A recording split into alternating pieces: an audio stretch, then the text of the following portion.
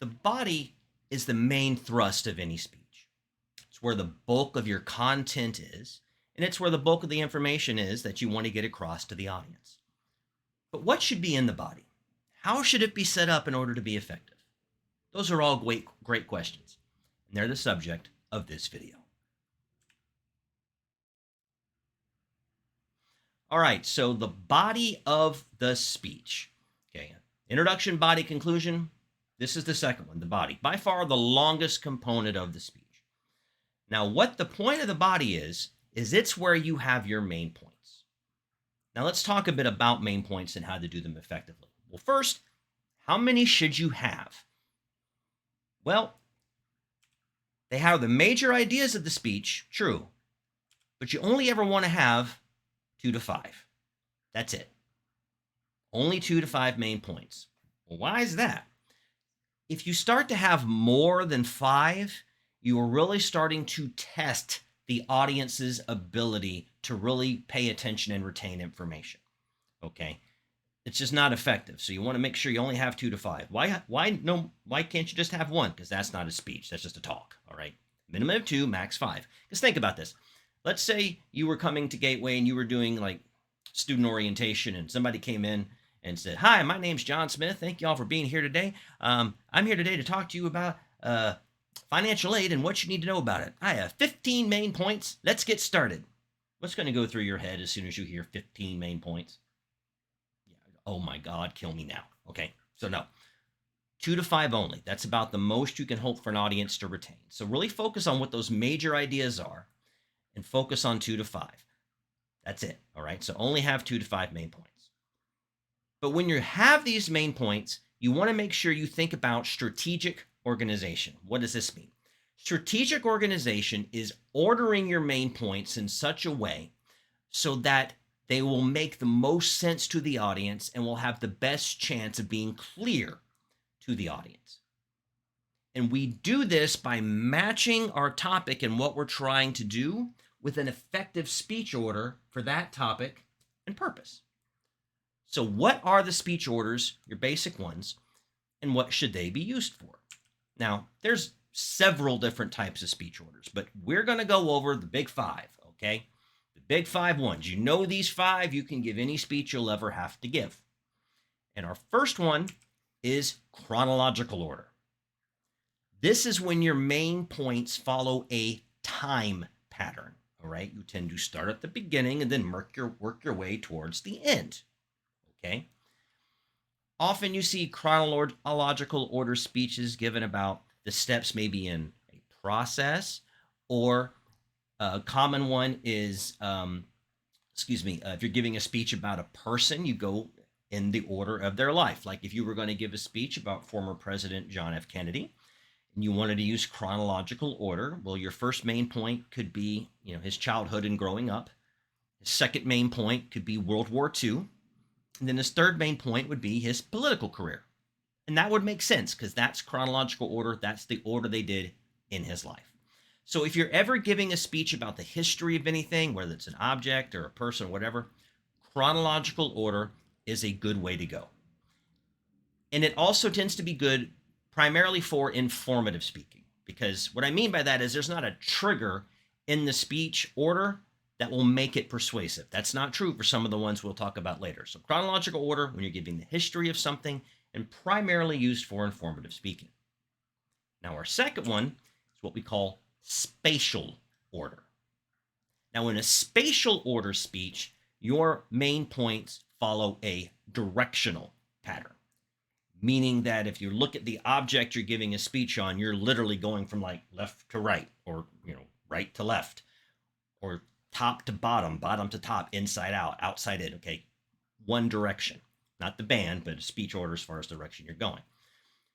So an example would be if I wanted to give a speech about hurricanes and I wanted to use spatial order, I could start with the outer band, the inner band, and then core. See how I went outside in? Now I could just as easily go core, inner band, outer band. Doesn't matter. You can go outside in, inside out, as long as you're consistent.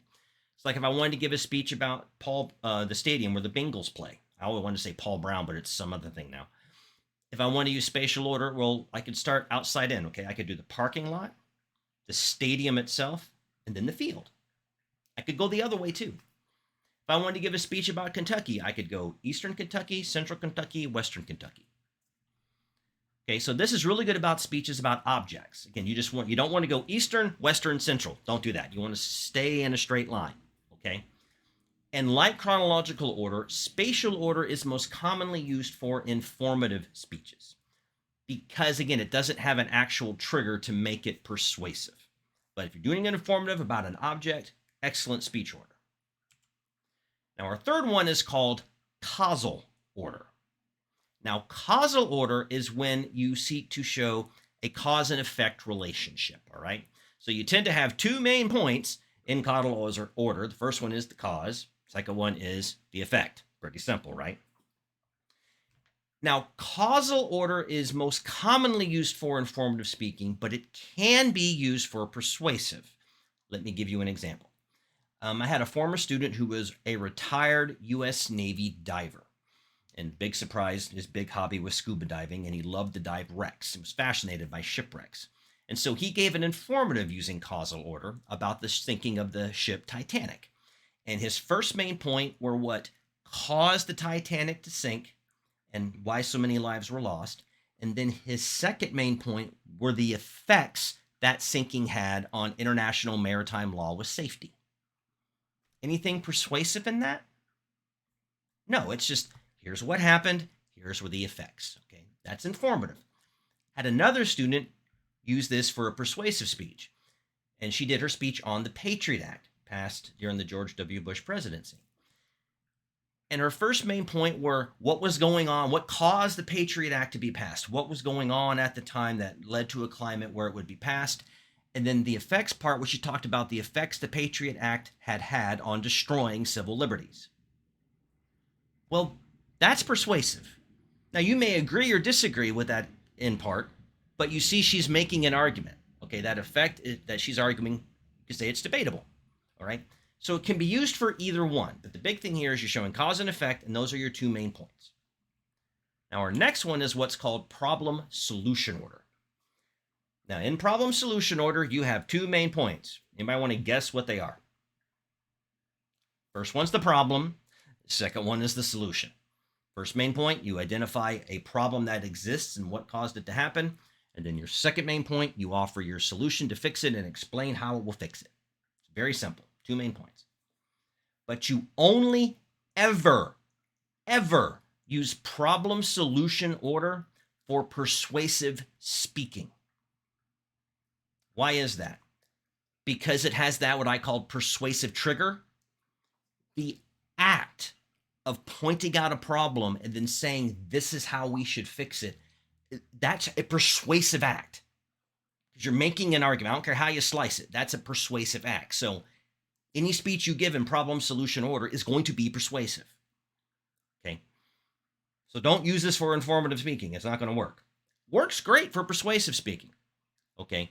You see these all the time. How many commercials have you seen, for example, which are just little persuasive messages that start out by pointing out some problem and then offering a product as a solution?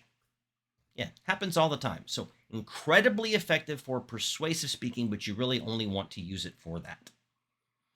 And then our last order of our big five is topical order. Now, topical order, it's when your main points, they don't follow chronological or spatial. There's not a cause and effect or problem solution. They're not any of those. But we could all kind of agree, yeah, those are a good three main points for that speech. But they don't follow any of the other orders. For example, they're just logical subcategories. This example. Let's say I wanted to give a speech about how to do magic tricks.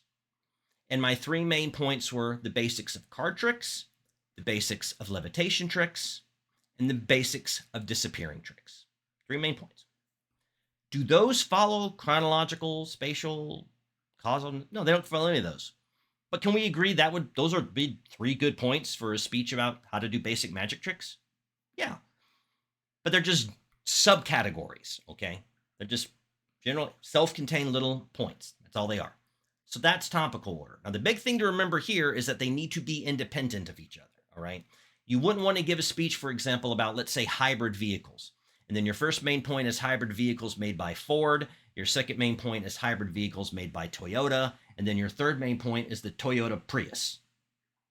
That doesn't make sense. You already have a point about Toyota. That Prius stuff should be in that main point. You'd want to go like hybrids by Ford, hybrids by Toyota, and hybrids by Chevrolet. Those are three independent. Okay, so these are your main orders. And again, one is not better than the other. They are just different, and which is the best one will depend on what your topic and your purpose is. So pick the one that's going to work best for your topic. But another big part of the body, and something people often miss, is you need to have connectives within the body of the speech. These are incredibly important. Okay, there's lots of things in public speaking that do not take a lot of time to actually do, but their impact on the effectiveness and clarity of the speech is enormous, and connectives are one of these things. Okay, so what are connectives? Well, essentially what connectives are is they're a little word or phrase that connects your main points, okay? Basically, they help the audience identify where one main point ends and the next main point stops. You remember from our video about introductions, I talked about how one of the big places people can get lost in the speech is when you change sections, like from the introduction to the body or the body to the conclusion. Another big place they can get lost is when you move from one main point to another one. If they don't catch that clear break, again, they can get confused, and a confused audience quits listening.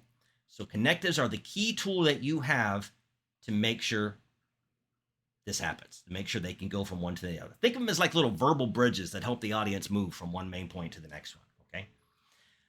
Now, there's a couple different ones, and I'm going to go over the two main ones. Okay, these are the two simplest ones. Your book may have a few others, and those are perfectly fine, but these are your two main types, all right? Now, the first type of connective we're going to discuss is what we refer to as the transition technique, or the transition statement technique, okay? Now, what the transition statement is, it's simply one sentence that clearly lets the audience know that you are done with one main point and you're moving on to the next one. And I have a template for you. So this is a basic transition. Now that I've discussed, state the tag of the main point you just finished talking about, let's move on to and then state the tag of the main point you're getting to. Back to the magic trick example. Now that I've discussed the main things with card tricks, let's move on to discuss the main things dealing with disappearing tricks. See, simple, but the audience hears that and it clearly tells them I'm done with this main point and I'm moving on to the other one. And where this should be in the speech, if you want to think like this is the content of one of your main points and this is the content of the other one, right where my nose is in your frame, that's where the connective goes. It goes between the content of the two main points. It's not part of one of them. It sits between them, and it moves the audience from one to the next. So if you have three main points, you want to have one of these between points 1 and 2, and then another one between points 2 and 3. All right? Simple. One sentence. Don't rush through it, and you've done this effectively. But it's not our only option. Oh, sorry. Here's an example. See, now that I've discussed powder avalanches, let's move on to slab avalanches. And then going forward, now that I've discussed slab avalanches, let's move on to wet avalanches. See, between those points. So we talked about the transition. What's our other technique? Well, it's called the signpost technique. And it serves the same function as the transition technique, but it just works a little differently. So how does the signpost technique work? Well, in the signpost technique, you verbally number each main point. And you state that number at the very beginning of each main point. So you would say, first, I'd like to discuss with you the basics of card tricks. You say the rest of that point, and then when you're done with that point, you go to the second one, you go, the second thing I'd like to discuss are the basics of levitation tricks. The third thing I'd like to discuss are the basics of disappearing tricks. See, so you clearly verbally label them first, second, third, and the audience hears that, all right? What you don't want to do is use the phrase next as a signpost. And this can trip up people, okay? Because they want to say next. Stay away from next as a signpost for your main points. Why is that? Well, if I go, all right, so the next thing I want to talk about is disappearing tricks. And so, in talking about that, the next thing I should talk about is proper mirror alignment. And talking about narrow alignment, the next thing I want to talk about is angle of mirror. Which is the main point? It becomes confusing. It's just next, next, next, next. And that doesn't tell the audience what the actual main point is. So, first, second, third, first, second, last. Want to stick with those. Okay. So, again, first, let's discuss, state the tag of your first main point. Second, let's discuss, state the tag of your second main point. Third, let's discuss, state the tag of your third main point, and so on and so forth. All right. Very clear and easy. Going back to that avalanche example, first, let's discuss powder avalanches, talk about that main point. Second, let's discuss slab avalanches, talk about that main point. Third, let's discuss weft avalanches, do the content for that main point. Okay, so it makes it clear and distinct. So that's the main things you want to think about with the body of the speech. Number of main points, how to organize them effectively, and make sure you have clear connectives. Now, on connectives, one last note. You can mix and match. You can do, first, let's discuss disappearing tricks and give that and go, now that I've discussed disappearing tricks, let's move on to card tricks. You mix the two of them together. That's perfectly fine as long as you have them. The body of the speech is an incredibly important part of the speech because it's where the bulk of your content is. If you apply the information that you heard in this video, you should be able to put together a good, solid body of your speech that gets your points across to the audience and that they will listen to and understand effectively.